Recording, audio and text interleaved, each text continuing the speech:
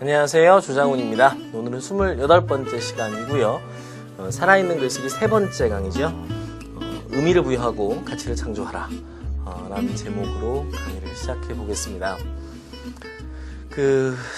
일상을 살아가다 보면 사소한 것들이 있죠. 그 사소한 것들에 대한 우리의 판단이 언제나 합리적인 것만 같지는 않습니다. 가치의 경중을 따지고 또 일의 선후를 정함에 있어서 인간이 언제나 합리적인 판단을 하는 것만은 아닙니다. 우리는 때로는 사소한 것에 목숨 걸기도 하고요. 사소한 것에 목숨 거는 사람들은 빈대 잡으려다가 초가삼간 태우는 일도 흔히 있을 것이고, 우리의 일상에서 보면 시험 공부하려고 하다가 책상이 어지러진 게 신경이 많이 쓰여서 책상 좀 치우려고 하다 보니 방 청소하게 되고, 그래서 방 청소하다 보니 예전에 즐겨 듣던 동방신기 CD와 사진첩을 발견하게 되어서 추억에 잠겨서 멍하니 음악 들으며 사진첩 보고 있다가 날이 밝아옵니다. 시험인데 큰일 난 거죠. 그래서 출판계에서 자기계발서의 아버지쯤으로 불리는 리처드 칼슨이라는 작가는 사소한 것에 목숨 걸지 말라고 이야기합니다. 그러다가는 자칫 중요한 것을 놓치게 되어버린다는 거지요. 아니 근데 꼭 그래야 하나요? 우리 관점을 바꿔봅시다. 지난 시간에 얘기한 것처럼 정말 우리 그렇게만 생각해야 하는 건가요?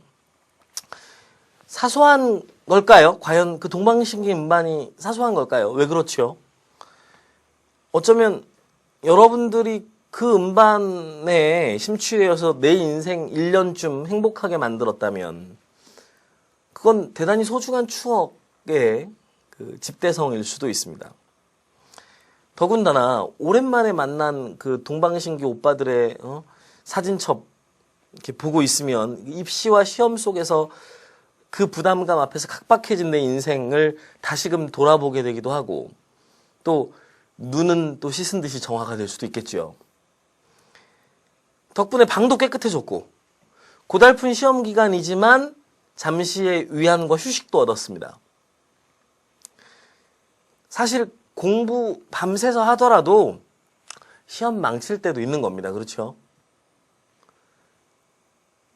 사소한 것에 목숨 걸었다고 자책하는 시간에 책 보면 됩니다.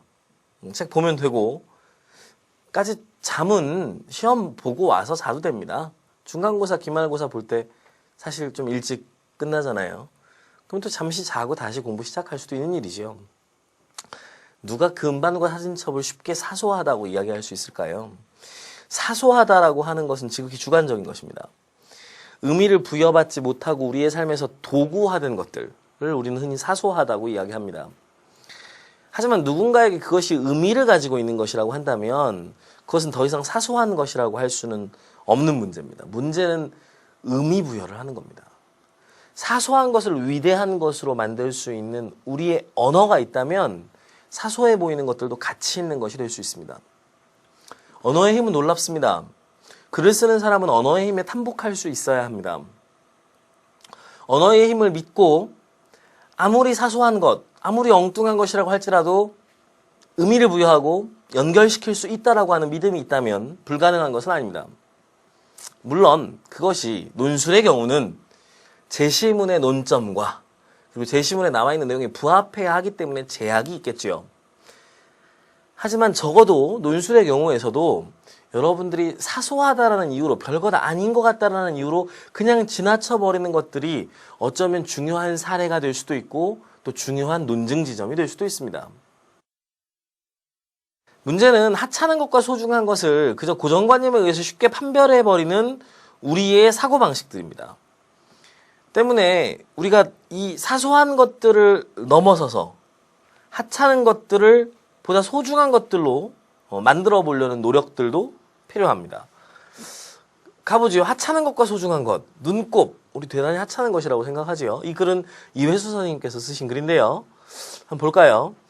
각질화되어 떨어져 나온 눈의 표피세포. 눈물, 눈 가장자리 분비선에 나온 지방분 등이 만나서 생긴다.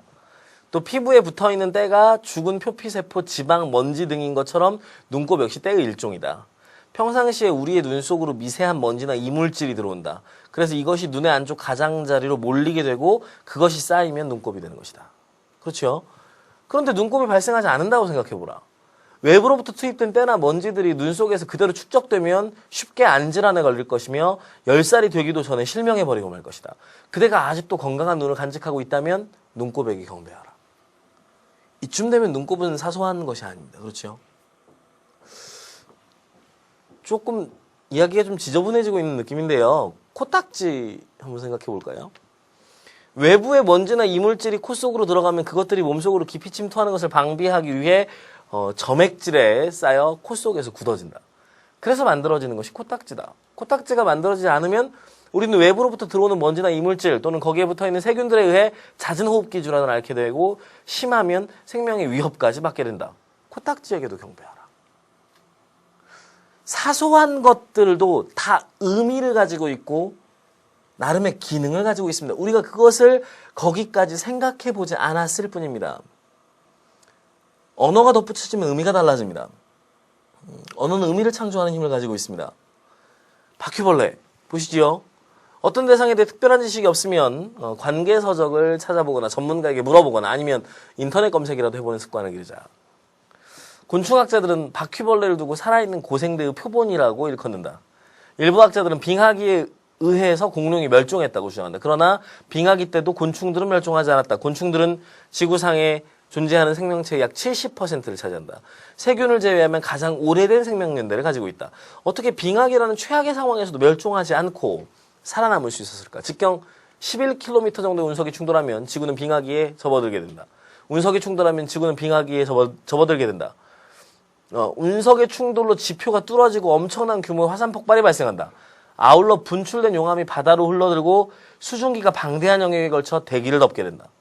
화산재가 대기를 덮어 햇빛이 차단되면 햇빛을 에너지로 생명활동을 영위하던 생명체들이 차츰 멸종해버리는 현상에 도달한다. 그러면 당연히 먹이가 부족해서 공룡도 살아남을 수가 없다. 빙하기 때부터 곤충들은 제일 먼저 몸을 줄이기 시작했다. 쥐라기 때만 하더라도 잠자리의 크기가 1m 정도였다. 그런데 빙하기 때부터 급속도로 몸을 줄이기 시작해서 지금은 전장이 전체 길이가 사람 손가락 하나 정도의 길이를 넘지 않는다. 바퀴벌레도 몸을 줄이기 시작했다. 뿐만 아니라 비좁은 틈으로 숨어들어 천적으로부터 안전하게 생명을 보존하는 방법까지 터득했다. 그러고 보면 어떻습니까? 바퀴벌레도 하찮은 것이라고 보기 어렵습니다. 그렇죠. 의미를 부여받지 못한 것만이 있는 것일 뿐입니다. 어떤 이들은 그 예술이라고 하는 것이 모방으로부터 출발한다라고 이야기합니다. 일면 맞는 말일 수 있습니다.